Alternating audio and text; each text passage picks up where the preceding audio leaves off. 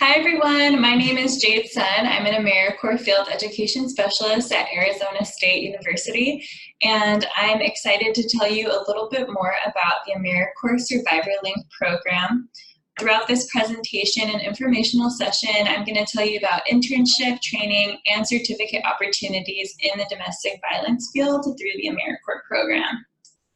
So just to get started, I want to tell you a little bit more about the background and the mission and vision of Americorps Survivor Link. And so it is a program that is a partnership between Americorps, ASU, the Arizona Coalition, and Sexual and Domestic Violence. And we have come together to build networks of support by placing domestic violence advocates across the state of Arizona. And so we call this Survivor Link. And so through the diverse set of Americorps and Americorps Vista service opportunities, through Survivor Link, we're able to build capacity to promote healthy relationships and reduce gender-based violence in the community. And so the approach that Survivor Link takes is a multi-pronged approach. And so we provide services to domestic violence survivors. We build capacity in organizations that serve survivors of DV. And then we also conduct research in order to understand and better meet the needs of survivors. And lastly, we promote healthy relationships. And we also do education on domestic violence prevention in the community. And all of this comes together so that we can be part of ending the epidemic of domestic violence here in Arizona. So Survivor Link aims to accomplish this goal through the Americorps and Americorps Vista service opportunities. And so just to go over some of our internship opportunities, this is a big part of our program. We place different interns in agencies, organizations, and other settings all over Arizona to be domestic violence advocates. And we do this through 3 different positions that we have. So we have the Survivor Link Case Aid, which is a term commitment of 300 hours. And then we have a Survivor Link Case Specialist, which does 450 hours of service. And then we have a third option, is the Survivor Link Community Change Specialist, which is a 675-hour commitment. And so our recommendation is to do 450 hours. We are generally working with students who are part of the social work program, and so a program requirement is to complete 480 hours. So many of the Americorps members we work with opt for this particular position within the Americorps program. We do have some individuals who are part of other disciplines like criminal justice, criminology. We've also even had some nursing students who have been interested in doing this program who might opt to do a 300-hour commitment. But we definitely recommend the 450-hour commitment. That's where you are getting placed at an agency, you're getting the training to be a domestic violence advocate, and you are acting as a domestic violence advocate, it could be at a shelter or at a different agency. Then we have a Survivor Link Community Change Specialist position, where in addition to all of the normal regular internship responsibilities for a Survivor Link Case Specialist, in addition to that, the Community Change Specialist has a research component that they're doing where they're exploring how intense advocacy can impact a survivor's sense of empowerment. And so in addition to maybe the 15 to 16 hours they're doing at the agency that they're assigned at, they're also doing some research tasks and activities there where they're helping collect data from the different participants there and from the staff in order to identify what contributes to the sense of empowerment of survivors. So that is also an option and is definitely good for MSW students or master's level students who are interested in getting that research experience. And so just to go over some of the benefits of the Americorps internship, you can get course credit and or internship credit. Like I had mentioned before, we generally work with MSW and BSW students. So a lot of times students will complete their social work internship for their program at the same time they're completing their hours for the Americorps internship, because the hours will count for both. In addition to that, maybe you don't have to complete an internship for your program, but you want to complete some volunteer hours. These are definitely hours that you can count as community service as you're applying for jobs or different programs, and counting this as experience that's crucial to whatever program you are applying for. In addition to that, you can get certifications in domestic violence, survivor-centered advocacy, trauma-informed care, and privileged communication. I'll talk about it a little more. There is a training course that you will be doing as you're completing the internship, and this training course will help you be equipped and gain the knowledge and skills that you'll need in order to work with survivors of domestic violence. And I'll go into it a little bit more later, but you will get a certificate in domestic violence advocacy, and then there will also be some other opportunities to go to additional workshops or trainings to help you to continue to develop your knowledge and skills. In addition to that, you're going to get supervision by a trained MSW level practitioner or a domestic violence advocate. And so there's this really special opportunity to talk to someone and work with someone who's been in the field and who understands it and who can mentor you and teach you about all of the different ins and outs of the domestic violence field. And finally, there's also a cash scholarship and the Siegel Education Award. And so once you've completed your term of commitment, you can receive an award, and depending on how many hours you commit to, the amount of the award changes. But once you complete your term of service, you'll get this award that you can put towards your student loans that you already have, or a future semester of study that you're doing, or a different educational program that you plan on doing in the future. And so that's up to you. And then for the cash scholarship, this is, when you say it's a cash scholarship, it's also like a stipend. And so we'll give you a chunk of money at the beginning of the fall semester, and then another chunk at the beginning of the spring semester. And again, this depends on the amount of hours you decide to commit to. Generally, students will opt for the 450-hour term commitment, which is $1,000 for the year. So that ends up being $500 per semester. And then for the 300-hour term commitment, it's a little bit less. And then for the 675-hour commitment, it is more than that. So it depends on which internship opportunity you choose to do. So in order to do the internship, you must commit to a term of service. You must find a site that you can intern at.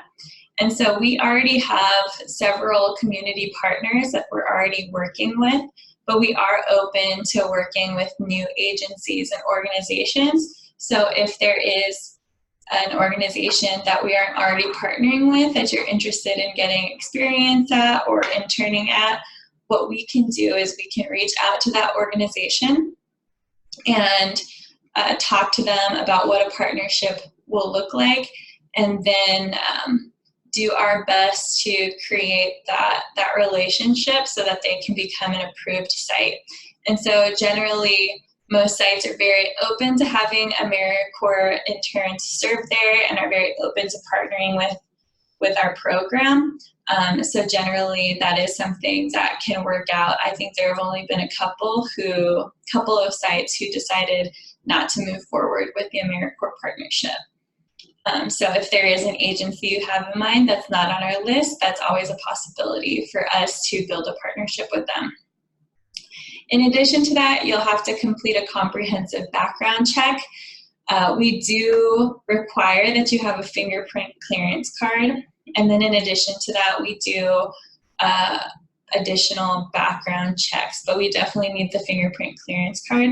Unfortunately, we do not cover the cost of that clearance card, but it is something that we suggest you get if you are thinking of pursuing a helping profession, and especially working in the social work field, because most organizations and agencies will require that for your job position.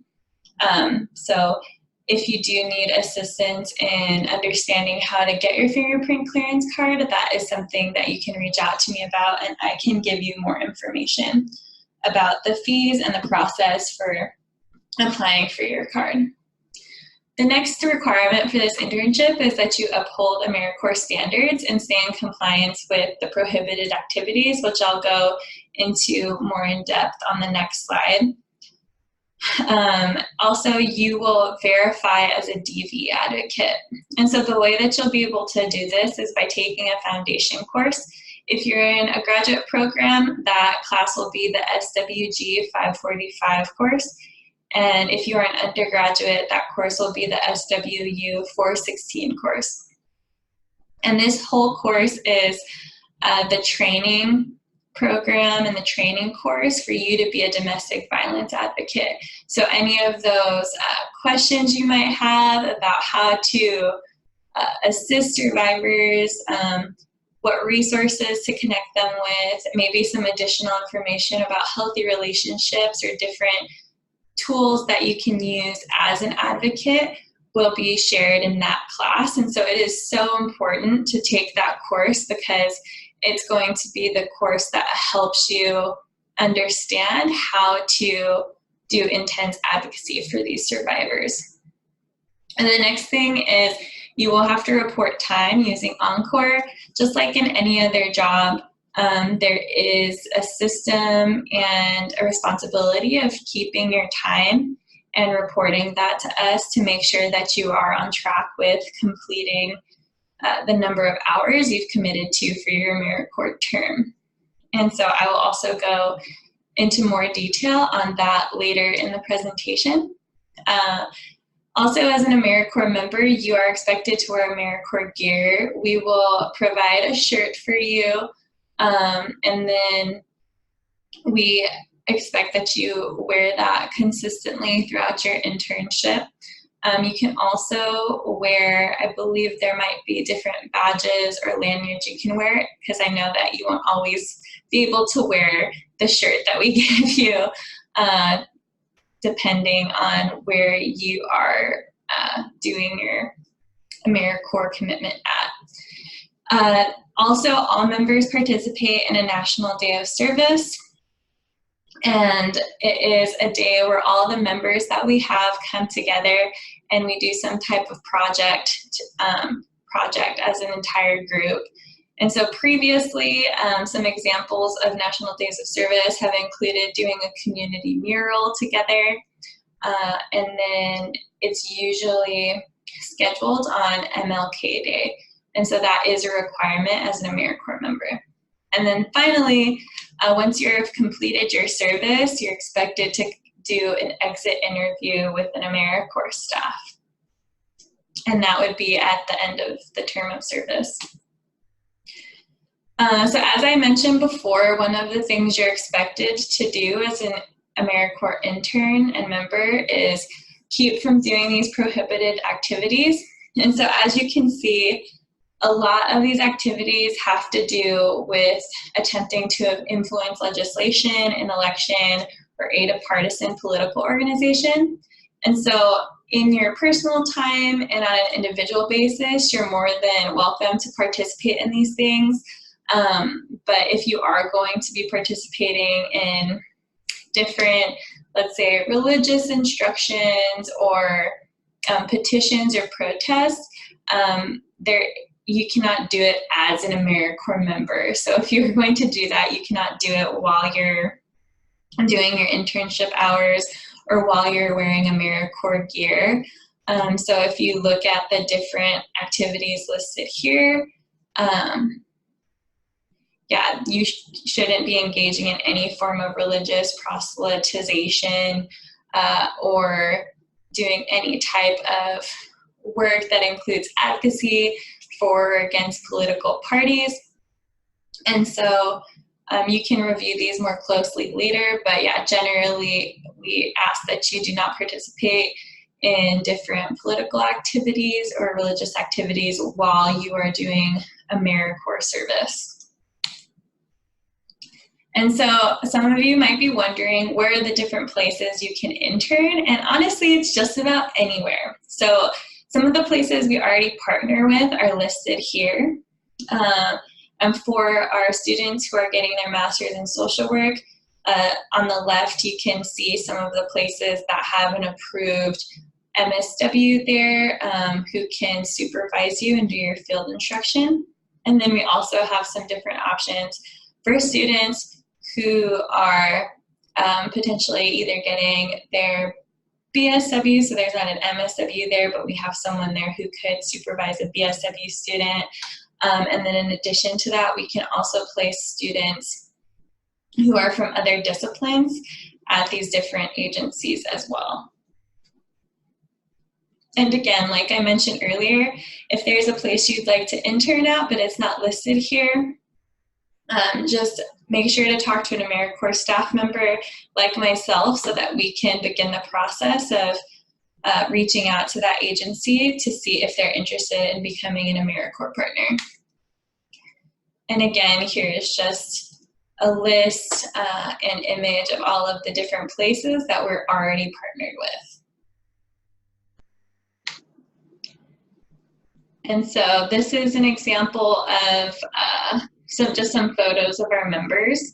So on the right here, you can see this is someone on our National Day of Service. They're assisting with the community mural that they did last year, and then a couple of other members. And so if you are interested, the way that you sign up is by filling out an initial interest form, and it's located at that link. And it's just a general form to ask you some questions about just some personal information, maybe the reason that you decided to do the Americorps internship, questions about the academic program you're currently doing. And so the first step is filling out that Google form. The next step after that is to meet with the Americorps staff to complete onboarding paperwork. If for some reason we aren't able to meet in person, this is something that we could complete over email. Oftentimes I will have you come into the office just to fill out that pre-boarding paperwork, just because it's helpful, I think, for you and for me, just to make sure that you understand the process and that we get any additional questions that you have answered. But I do know that some of you who are located in different parts of the state might not be able to come meet me in downtown Phoenix. So I understand that, and I understand too that with some of your schedules it might not work out. So this is something that we can also do over email. After that, you do create an Americorps profile. We explore internship placements together. You might have an idea of where you'd like to intern already, but if there is a different placement or you still don't really know where you'd like to intern at, then that's something that we can discuss and work through together. After you've completed that onboarding paperwork and met with me, and we've talked about different internship placements, you're also going to enroll in that training course. So it's SWU 416 or SWG 545. We understand that not everyone can maybe take it in the fall, and so we are allowing some students to take it in the spring as well, and there is an online option in addition to that. Once the link for the updated 2019 application becomes available, you'll apply for that position on the Americorps site using that Americorps profile that you created earlier in the onboarding process. And then in addition to that, you will apply for the position on the ASU site, because you're an Americorps member and you're also applying for an ASU student worker position, because that's going to be the way that we pay you and do your hire process. And so I'll go over those two different phases. And just to tell you more about the pre-boarding document, so you have an idea of what you're going to be filling out, there's a background check procedure acknowledgement form. So in addition to the fingerprints clearance card, we're also doing this as well. We do a criminal background check authorization form. We also verify, you have to sign a statement verifying that you've received your high school diploma or GED. And then I also get a copy of your fingerprint clearance card and a copy of your ID. As I mentioned before, it is a two-phase process. And so there's an Americorps process and an ASU process. So for the Americorps process, you're going to create that Americorps profile on the provided link on this slide. And then for the ASU hiring process, you're going to utilize these links to search for the position that you'll be applying for. And again, like I mentioned on a previous slide, the position you're applying for will be based on how many hours you've committed to. So if you're going to do a 300-hour commitment, you'll be applying for the Americorps Survivor Link case aid position. And then if you are doing a 450-hour, you're doing the Survivor Link case specialist position. And then if you're doing the 675-hour commitment, you're going to be applying for the Survivor Link Community Change Specialist position. And then I also included a link for an I-9 form that once you are hired, you'll have to complete. And so there is a hiring process. So once you've been offered the position with the Americorps program, you will have to complete some more steps regarding taxes and the hiring process with ASU. And then just to talk a little bit about the timekeeping system we use, it's through Encore Reports. And so we use this system to track your hours on a weekly basis. And within this system, you're able to report on the type of DV activities you've completed, whether it's training, working directly with clients, or general service at the agency that you're placed at. And yeah, so you report your approved training and coursework hours through this system.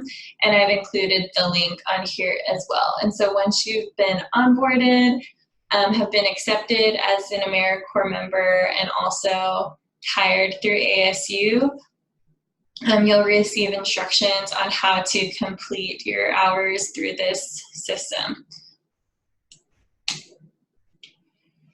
And finally, I mentioned that there is a certificate opportunity through doing this internship and taking the different courses.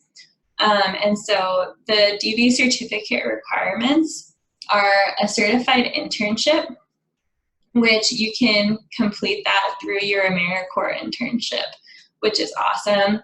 And then you also have to take the DV Americorps service course, which is that SWG 545 or SWU 416.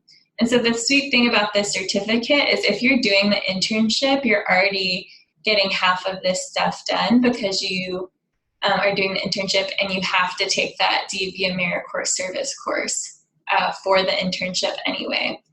In addition to that, so if you choose to get the DV certificate through ASU, you'll have to take 2 additional electives that are approved. And so they have to be electives that address domestic violence. And there have been occasions where we have approved other courses as long as they're connected with working in the domestic violence field. But in order to get it approved, you have to talk to our Americorps program coordinator in order to make sure that it's in line with the program and certificate requirements. The next thing you have to do too is to talk to your academic advisor to make sure that you'd be able to complete these courses before you graduated. And something else to remember is that there is an application and a fee associated with getting a certificate through ASU. And there are 2 helpful links that I've included. One is for the graduate certificate for domestic violence, and then the undergraduate certificate for domestic violence. And so if you are interested in pursuing that, please let an Americorps staff member know, and then go ahead and check out the information on these different pages to make sure that it is something that you would like to pursue. So I know that I probably didn't cover everything or all of the questions that you might have in this PowerPoint and presentation, but please feel free to reach out to me at any time. You can reach me by email at jade.sun@asu.edu, or you can also call me at 602-496-1291.